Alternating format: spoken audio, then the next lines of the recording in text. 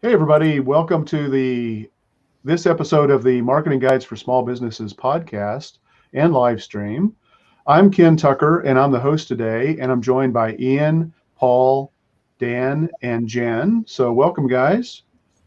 Thank you. Today Hello. we're going to kind of nerd out on a topic that I know we all spend a lot of time and energy on, and that's staying up to date with everything that's going on in the world of business and marketing.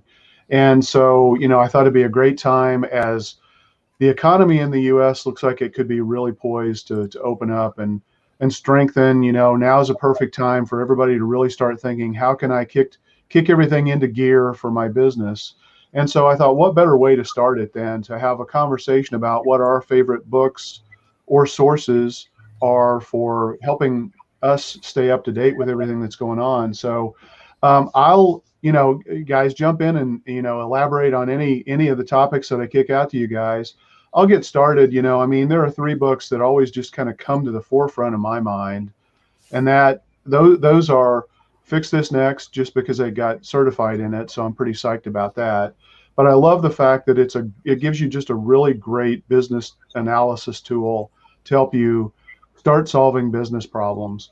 And I come from an information technology approach that was based on this concept called enterprise architecture planning, where you look at putting systems together like you're doing architecture, like you're building a house. How would you create the foundation to create that sturdy structure to support the rest of the business?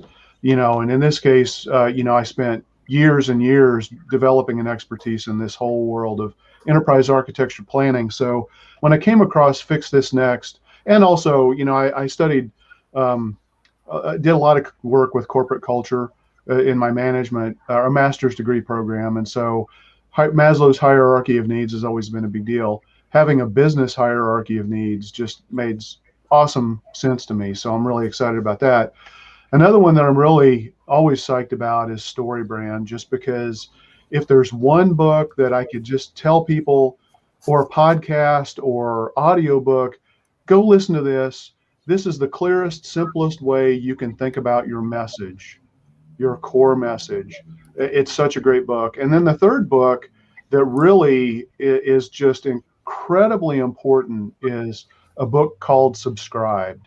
And it's just talking about how subscription-based models are replacing almost every other buying behavior in almost every industry, even the way you buy a car.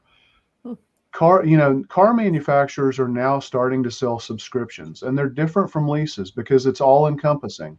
It's not only the car, it's the maintenance plan, it's the insurance. You can swap out a car. Like if you live in a big urban area where parking's a pain, you might base your subscription with a small compact vehicle so it's easy to get around. But then if you're going to go in a cross-country trip, you might want to get, a little bit bigger vehicle so that you're more comfortable. Maybe you set up a little higher on the road, and you can swap it out. It's a really cool model. And I think, every business, and we've all done this as marketers, because, for us, marketing's not a one and done kind of a thing. It really is kind of a subscription. You have to get recurring set of services to keep going with your marketing activities. And so Subscribed is a fantastic book. I think if you look at, HVAC contractors have figured this out. They do a twice a year clean and check. I know we've talked about that in the past. One in the spring and one in the fall, to get your air conditioner or your heating unit tuned up and ready to go, make sure it doesn't break in your critical season. Every business should try to figure out how can they get a subscription service in place. So with that, I want to kick it over to you guys. And, we're not just going to limit it to books. Obviously, we want to talk about blogs, podcasts, YouTube channels, any other publications you guys go with. So let me start. Dan and Jen, I know you guys really focus a lot on B2B, much more so than I do. What are the books or sources that you guys recommend and kind of your go-to? Dan, I'll start with you, and then Jen, why don't you jump in? We don't hear you, Dan. Sorry about that. I For B2B, I think I always rely on Jay Bear, who we've seen multiple times, or I've seen multiple times. We saw, all of us saw. And Um, he wrote he wrote the back cover of our book that we wrote together. he did, yes. Yeah. Thank you. Yeah, that's a great reminder. Yeah, I can't get away from Neil Patel. He always has really valuable things that he puts out like daily. So that's really big. I will say, there are a lot of things data wise that we geek out on that from marketing charts, which is it always has some really valuable charts and graphs, but we then take that and we use that as a launch pad for video or a blog post or something like that. So we don't just throw it up there and call it a day. So that's been a really big thing. The favorite of mine for things that I might read online, Search Engine Journal, I think always digs in deeper.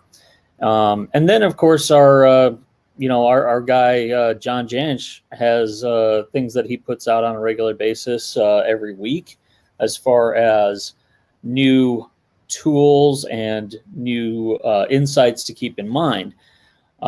So I have been geeking out on some tools, I will say, and the thing so I find myself reading about those too. So the big ones that I'm working with right now are one that is called Bonjoro.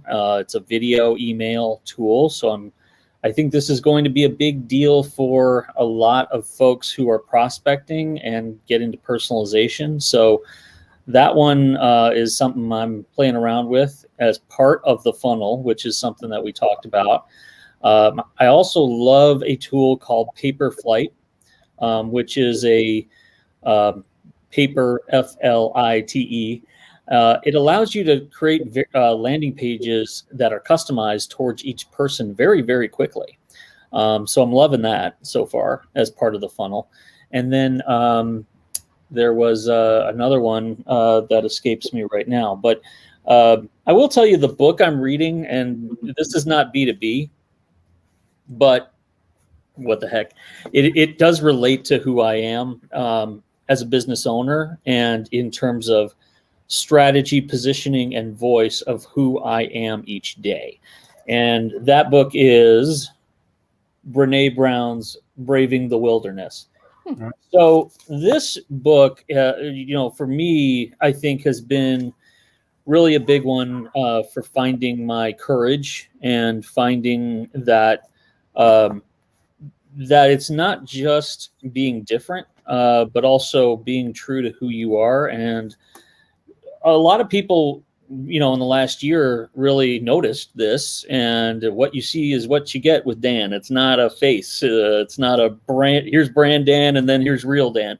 That doesn't exist. And I think this book, more than any other, is responsible for that. So that one is a great one for you to pick up if you are a business owner struggling with that challenge of how much do I want the world to see of me, and how much do I want the world to see of my brand, and how do the two have a relationship that works for me. I find personally it to be exhausting to try and have two different things there. So I just, I've tried to be as authentic as possible and within reason. So that book is probably the most responsible and most important book that I have read in the last year. Wow, that's interesting. I just boosted a quote out there for one of our clients from her. Yeah. Cool. Yeah. That's the big ones for me right now. All right, Jen, what do you got going on? Well, you know what? It's funny because in putting together the books for this podcast, I was thinking a lot about our audience and business owners and things that would cut across no matter what industry you're in, or no matter if you're running a 2-person show or a 200-person show. So I've got some oldies but goodies. They're standing the test of time. I've got 3 here. Number 1, The Effective Executive. By Peter Drucker. This is really good no matter if you consider yourself a suit and tie, white collar executive, or you're a hoodie executive or a blue collar executive. It really helps out with trying to figure out what are all the things that need to get done, how am I supposed to get them all done, what are the most important tasks to really focus my time on. It's timeless and very, very, very helpful. The second one here is execution.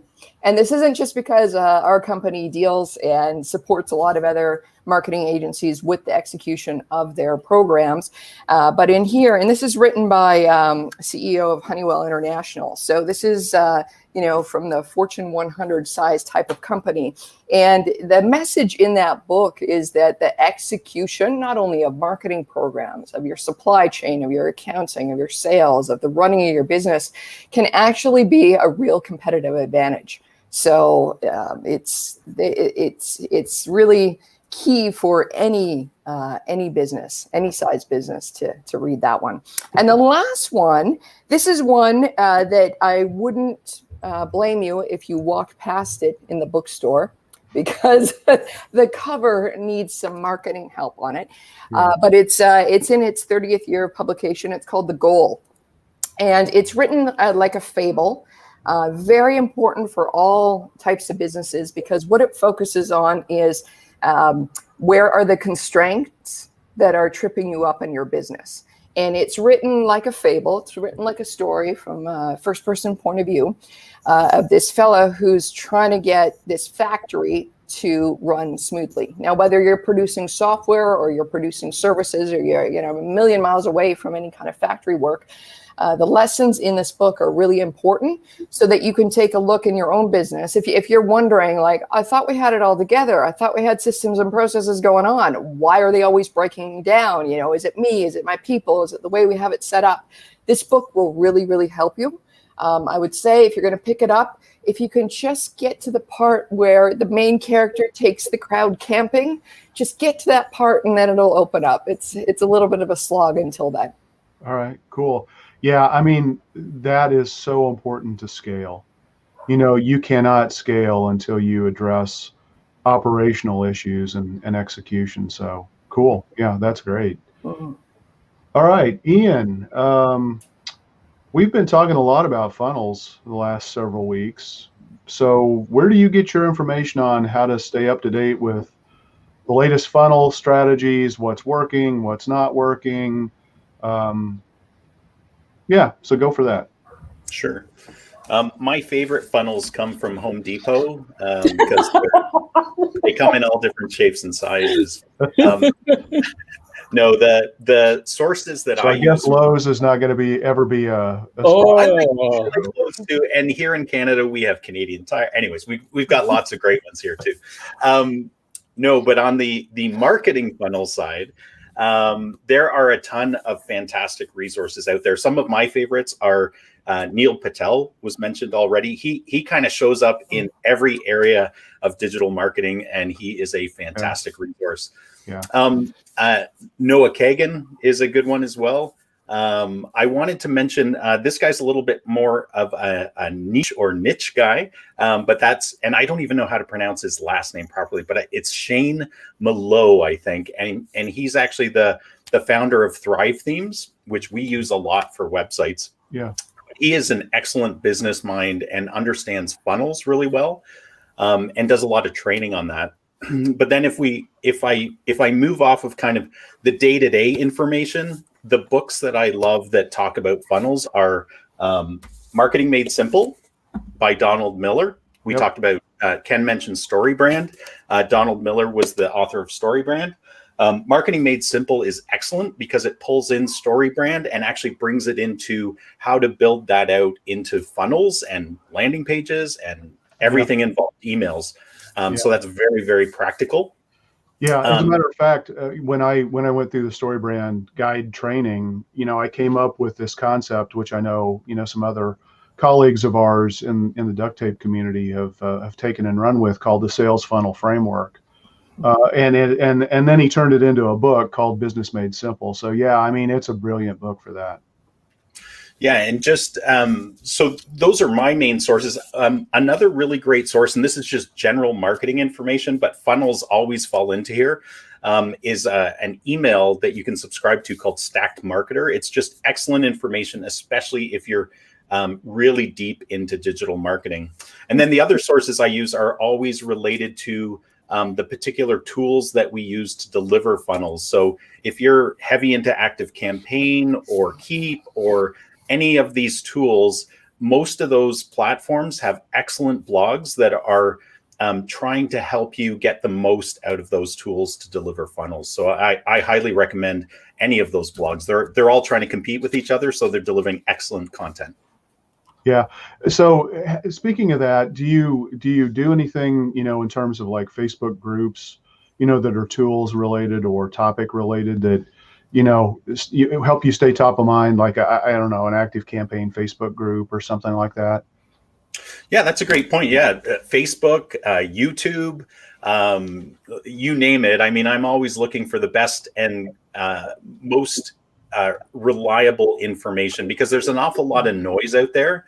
So it's really, my advice to myself that I try to take, but to everyone else is choose carefully the voices you let into your business, because there are so many voices out there, and you want to make sure they're reliable and they actually know what they're talking about. Yeah. Yep. Cool. All right, Paul.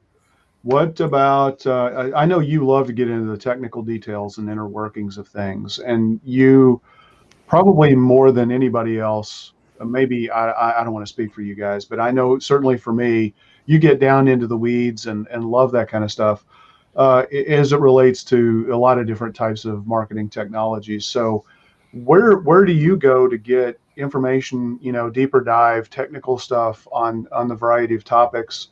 And I'd like for you to kind of talk about two things. One is, those sources that provide great technical information, but make it accessible to the layperson who doesn't have all of the language and jargon that we all use as marketers. And then second of all, for those real techies, do you have some good sources for that? Yeah, that's a good question. Usually, Ken, and you mentioned some of them, Jen and Dan and Ian mentioned some of them as well. But from a standpoint to get some technical knowledge without really going down into the weeds, there's some really good blog posts out there. Ahrefs has some really good videos and content. SEM Rush, Search Engine Journal, Search Engine Land. Moz is another good one that doesn't get. Yeah, the Whiteboard Fridays are awesome. Yes, they are. Yoast has a really good SEO blog. Backlinko, Brian Dean from Backlinko has some really good things. There's one called SEO by the Sea, which a lot of people have probably never heard of, but that has some really good information. Webmaster World gets a little more technical. And from a deep dive technical standpoint, that's really more related to the tool or platform that you're using. So like we use Local Leads IQ. So a lot of the deep technical stuff would be related specifically to that. We use some tools for schema data on the back end of the website. So if I'm getting into the technical issues with something like we use Schema Pro, they have technical resources, and Google has technical resources. You can't deal with Google without knowing they have technical resources. But a lot of their information, the problem with that is it's written by engineers for engineers. But if you want a deep technical dive into something, it would be specific to whatever you're looking for, the platform that you're using from a deep technical standpoint. Yeah. Yeah. Yeah. I mean, there are so many different resources out there. I mean, it's hard to remember all of them and keep track, and whatnot. But Dan, I hear you talk a lot about LinkedIn, and I don't, I mean, LinkedIn is kind of an annoyance to me, honestly, because 99% of the time when somebody wants to connect with me, it's because they want to sell to me, and they're very blatant about the sales, and that's not why I'm on LinkedIn. But I'll stop editorializing there because it is a really valuable tool for a lot of folks. It just doesn't work for me, so I don't deal with it.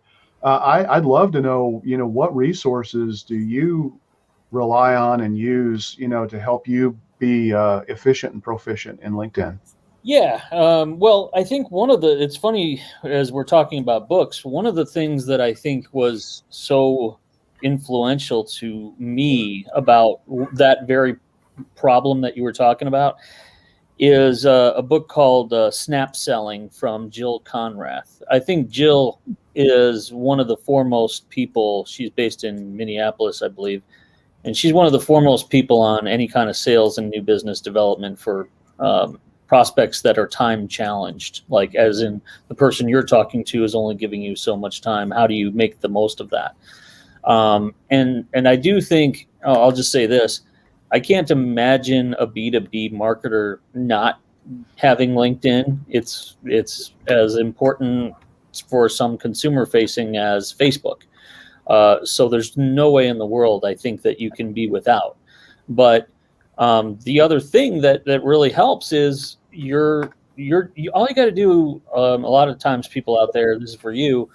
Think about how you actually talk to people. I mean, do you ever just go up to them at just somewhere at a party and go, "Hi, I'm so and so, and I do this and this and this, and if you need, my phone number, here it is." That's how you sound on LinkedIn, which is ridiculous. So Yeah. I think, it's more of a, hey, I thought we would connect, softer sell sort of thing. But the thing I like about Snap Selling, that book, is it talks about trigger events, things that have happened with either the person or the company that you can use to make it about them first. And that's what you got to do on LinkedIn. So yes, I agree with you, Ken. It's those people are out there, but in a way, the silver lining to that is that it makes you stand out when you actually show that you care about that person and you have paid attention to their website and other assets. So that's what's going to help you always stand out. So I recommend Snap Selling by Jill Conrath for that purpose.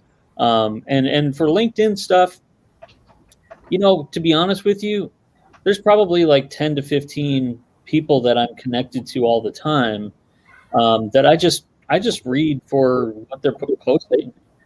So it always changes, but so it's not a book per se, but it's definitely kind of the people I'm regularly connected to and have the same values and tone and things like that.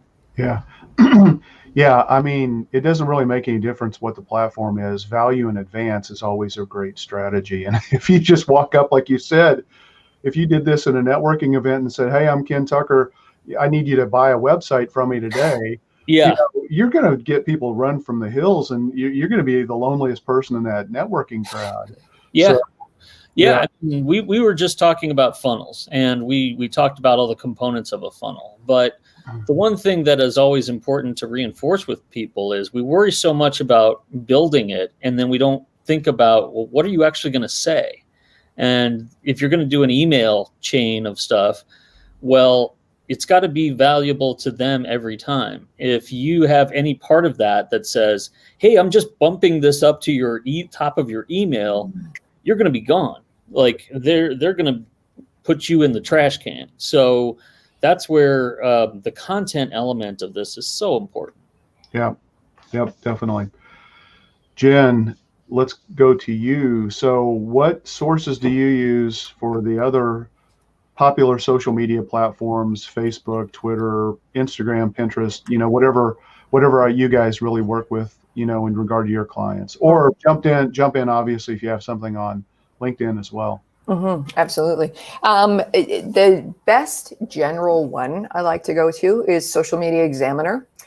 So I have been down to one of their conferences pre-COVID, and it's just very well done, really good information. It can take you from, if you're basic, you just heard of a social media platform, you're really not too sure about it, you can go there and they've got the resources to take you from 101 all the way up to expert level, all the way up to you're trying to do something with some integrations, and they'll help you there as well. So really good for that, really focused on your business, whether it's B2B, B2C, lifestyle business services, and really just practical advice on it. And they keep very, very up to date on all the platforms, to be quite honest. So if there is breaking news or a new feature, you can bet they're going to let you know first. So I prefer to go there. And then if we're deep diving, sometimes they have guest bloggers, guest folks on their podcast that will be an expert in the different channels. So if there's special ones to you, then I would go ahead and follow that person. But the reason I like to go there first is because they kind of give you an equal opportunity slice about the possibilities in all channels. Mm-hmm. And I think that's so important to we're just having a conversation with a potential client yesterday about this. The love-hate polarization that comes out with social media for some people. It's mind-boggling. I mean, you don't see this happen with any other tactic, right? Nobody feels the same about skywriting as they do about social media. You know what I mean? Like love, hate. I hate Facebook. I love Facebook. And what I caution folks on is that that's fine in your personal life. However, let's research. Let's see who's really out there, because you could be closing the door on a great channel for your business, whether you like the channel or not. So that's why I find Social Media Examiner gives you a good cross section, and then you can deep dive into your favorites, or say you're new to Pinterest and you're like, I didn't know it was so effective. Let me deep dive in there and really find out the information. So yeah, I've done numerous of their summits, the online training courses. I do probably at least one or two a year, it seems like.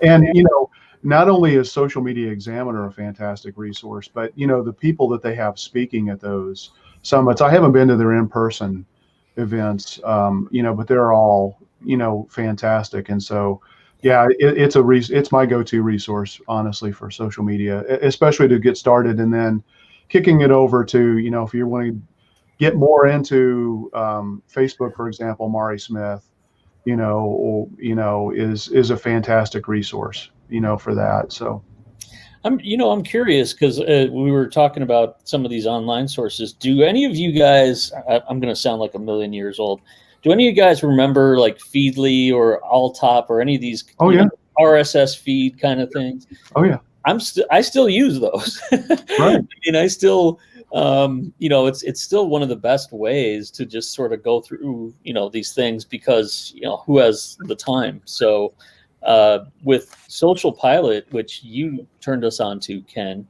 I've noticed that that's a big thing where, if you're trying to get any kind of topic update on pretty much anything, SEO, marketing, whatever, and you have some of these blogs, you just put in, if they have an RSS feed, it's been really valuable for keeping up and sharing. And, I've kind of rediscovered those through Social Pilot.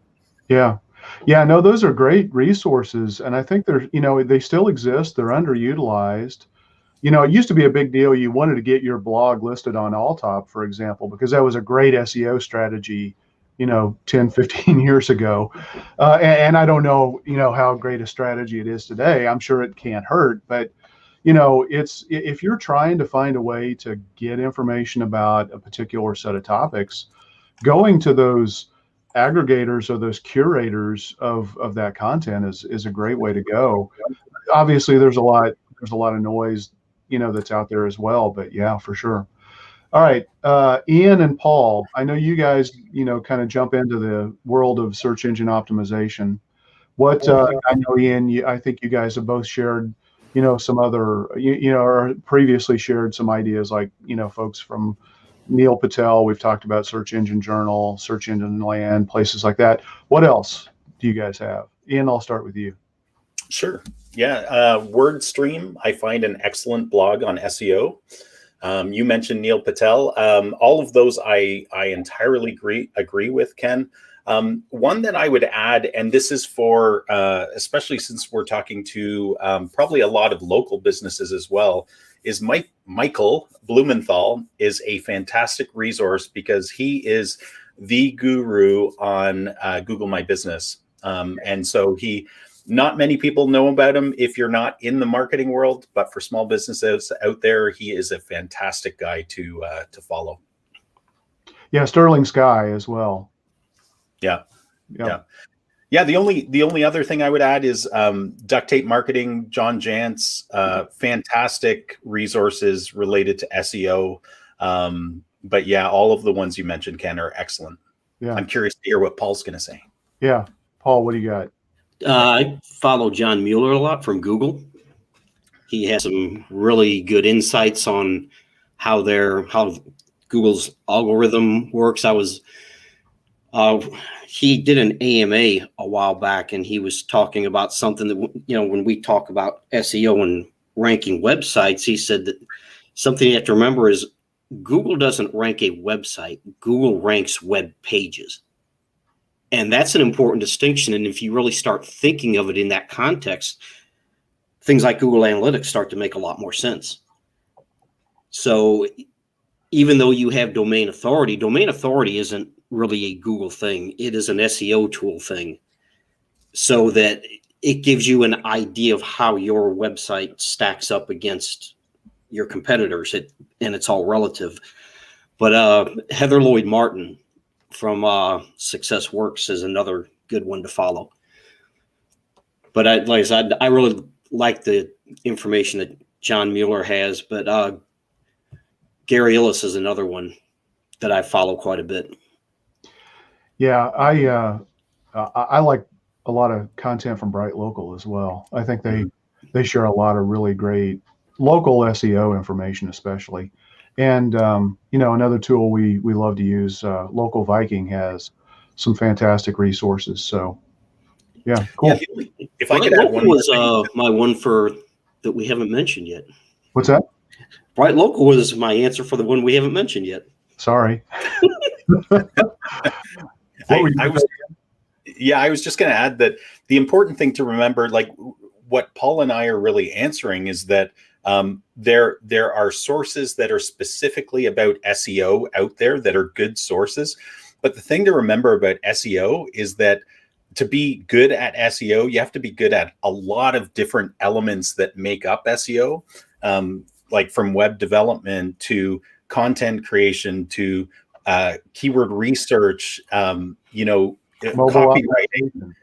Yeah. So it's, when I talk about SEO, I'm usually talking about kind of these sources that we're pulling in, but for a small business owner, you have to, there's lots of sources out there that we'll probably get into kind of in this conversation.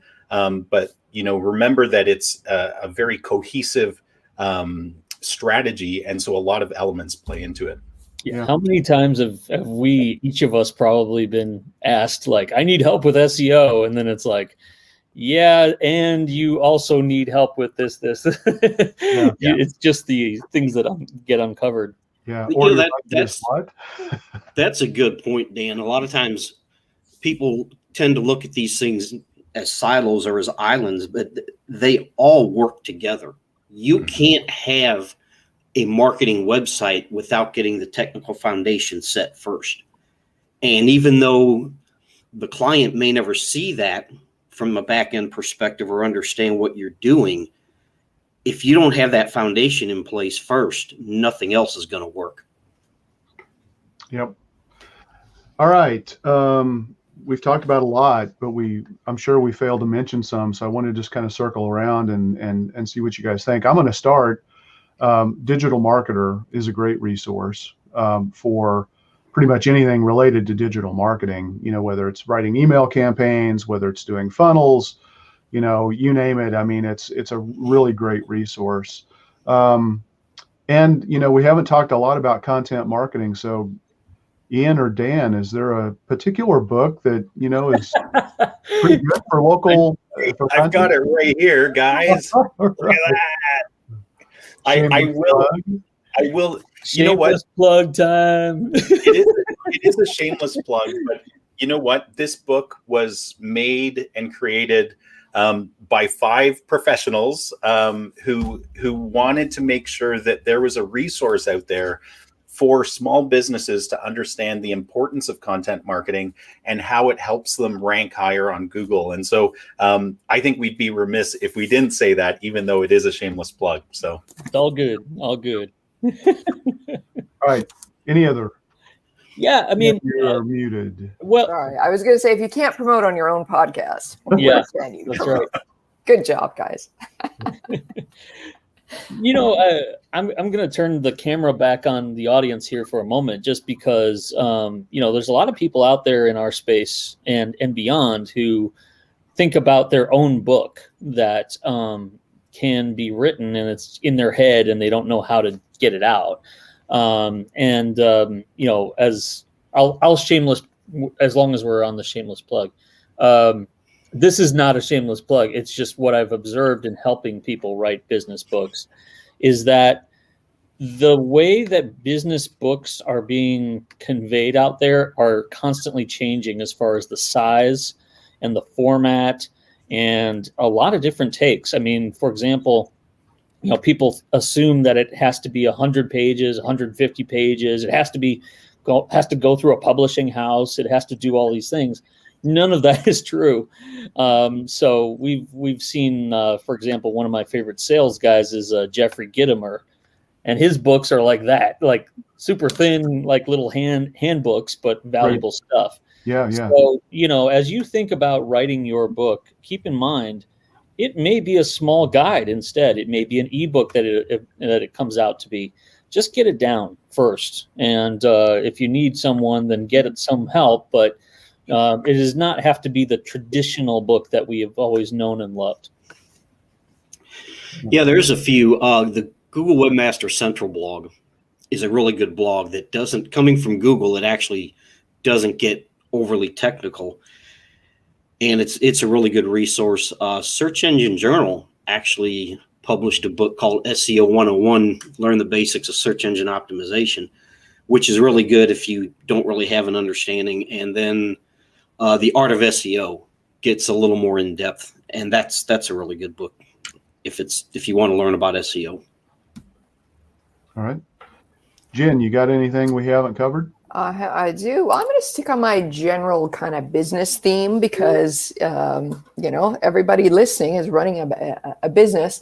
And more to the point, everybody running that business is either dealing with, managing with, or having to somehow coordinate people. So one of the podcasts that hasn't been mentioned yet is called Manager Tools.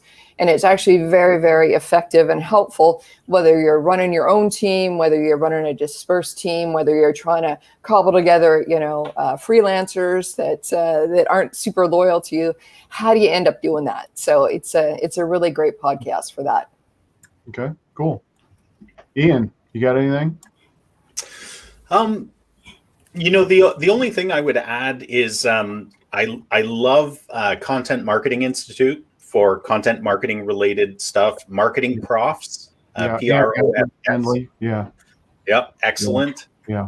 And I think we've one other or two other HubSpot, excellent blogs about marketing, and Copy Blogger, another great one about content development. Yeah, for sure. Just to overwhelm our audience with lots of choices. Yeah. Definitely. Well, and you know, I mean, again, this is maybe a little bit of a shameless plug for all of us, but you know, this is our job, you know, and it's incumbent upon us to stay up to date with these things. And you know, if you're a small business owner, you probably should be focusing on doing the things that you do the best. By all means, I always encourage everybody to learn some things about marketing so that, you know, people aren't taking you to the cleaners, so to speak. But at the same time, you know, there's no way I'm going to be able to stay up to date with the latest nutrition guides, you know, to help or stretching regimens to help, you know, somebody keep in shape and, you know, be well fed and maintained. So, you know, I mean, it's like you can only do so much. And so that's why, I thought this would be a really fun conversation, different than we've done before. And it came to me a little bit in a moment of desperation. It's like, oh my God, what topic can we do?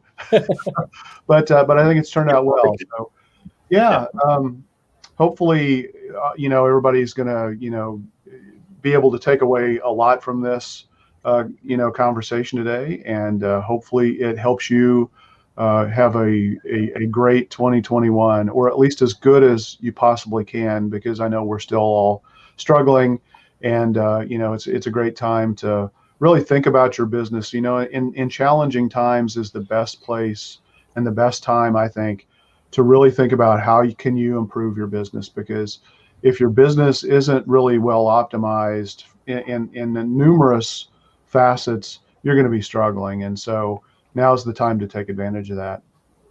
Cool. All right. Thanks, guys. Thank you. See you next